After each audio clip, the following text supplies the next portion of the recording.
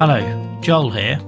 The eagle-eyed amongst you may have noticed some new artwork for the podcast in your feed, and perhaps a subtle name change too. The podcast is 3 years old this month and we've had somewhat of a makeover. I set up the Joel vs. Arthritis podcast during the pandemic with two specific goals. To share the experience of those with long-term health conditions, to raise awareness and reduce stigma, and to help others feel less alone.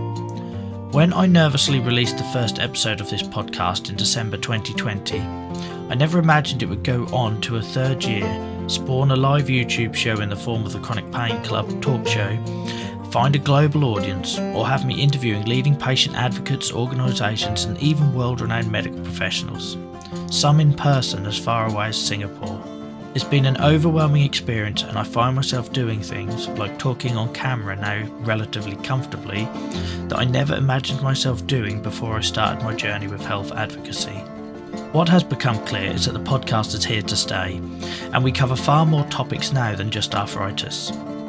So considering I deal with constant grief from friends and supporters to promote myself more, combined with the fact I couldn't think of a witty title that didn't distract from the vital subject matter, the Joel vs. Arthritis podcast is now simply the Joel Nelson podcast.